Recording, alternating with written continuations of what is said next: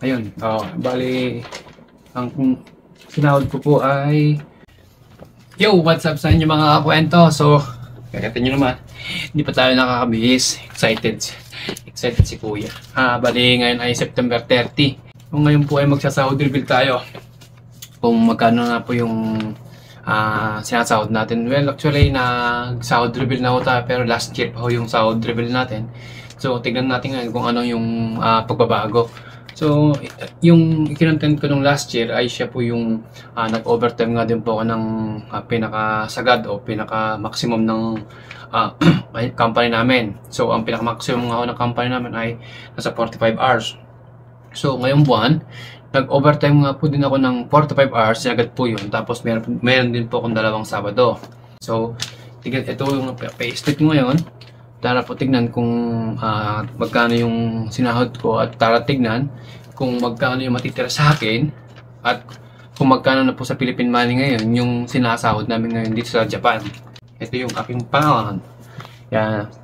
Sana kita niyo po. Oh, yan. Pangalan ko yan. Tapos, tara buksan. Yan.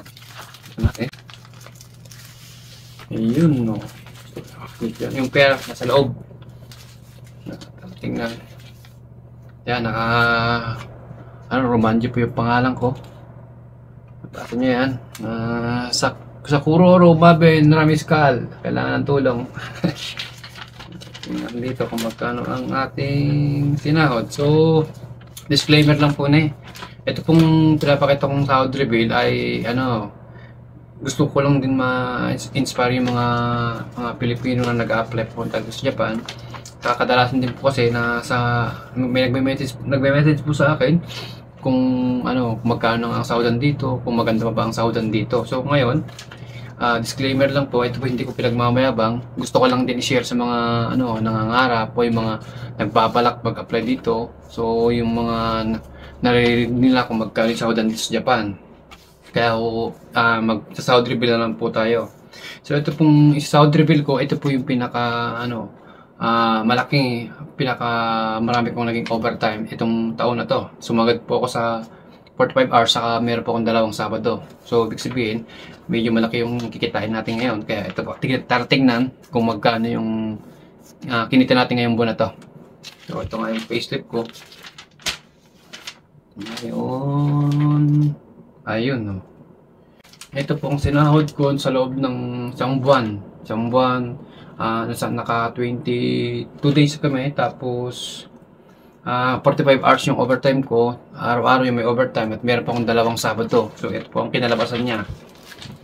Saan ba? Ayun. Bali, ang sinahod ko po ay 218,000. Ayan. Kung makikita niyo po.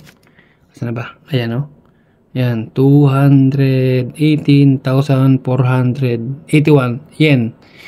Ibig sabihin, nasa 21 na lapad at 8,000 at 481 yen. 21 na lapad at 8,000 at 481 yen. So, ito na po yung pinakamalinis nating sinahod. Wala na pong kaltas ito. Lahat kaltas na po dito.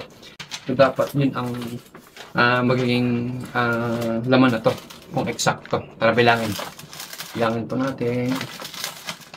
So yan, ito nga pala yung pera nila dito.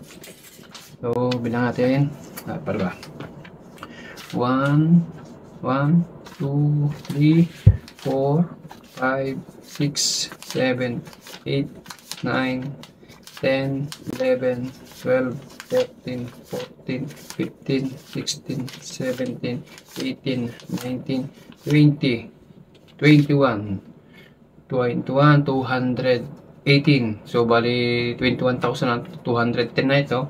210,000 and 10, 11, 12, 14, 15, 16, 17, 18. 481. 400.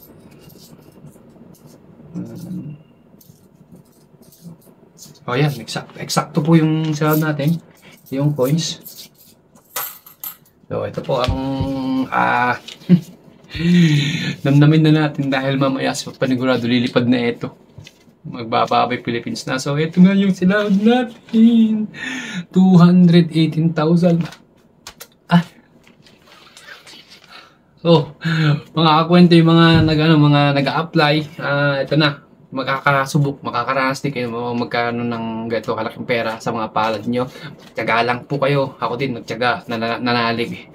So, ito na yun. Kadami. Totoo lang. Kasarap niyang hawakan. Yung isang buwan mong pinagpagunan. Tapos, kadami oh. Oo nga, honestly sa Pilipinas, hindi ko talaga kayang kitain ito. Totoo lang, hindi ko pa talaga kayang kitain ito.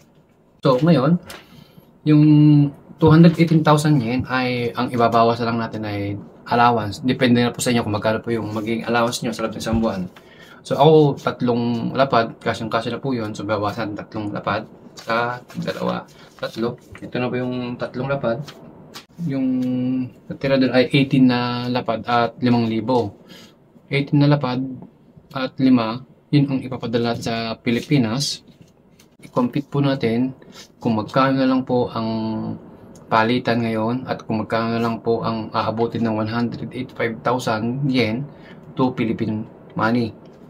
So, bali ngayon ang palitan po ay 37.50. Yun pong masakit.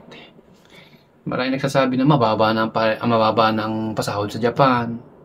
Pangat ang magtrabaho sa Japan. So, ito liliwanagin ko lang po ha. Kung kayo po ay trainee, kagaya sa akin, masasabi ko lang, maganda pa rin ang pasahod dito sa Japan. Hindi ko pa rin kayang kitain yung sinasahod ko dito sa Japan na nasa Pilipinas ako. Yung mga sinasabi nila na mababa na ang pasahod, hindi po mababa ang pasahod ng Japan. Mataas po ang pasahod ng Japan. Ang problema lang po ay yung palitan ng yen to peso. Yung yen to peso ang bumagsak po bigla. So, i-compute natin ng 37.5 yung 185,000 yen. Tingnan natin kung magkano yung palit niya. 185,000 yen times 0.37. So, ito na ang kinalabasan niya ay 69,375. Kung nung last year, yung pinadala kong 185,000, i-compute natin kasi ang palitan po nun ay 45. So, nung last year, gato rin po pinadala ko eh. Nagpadala po ko ng 185,000 times ko lang po sa 0.45 po talaga ang palitan nun.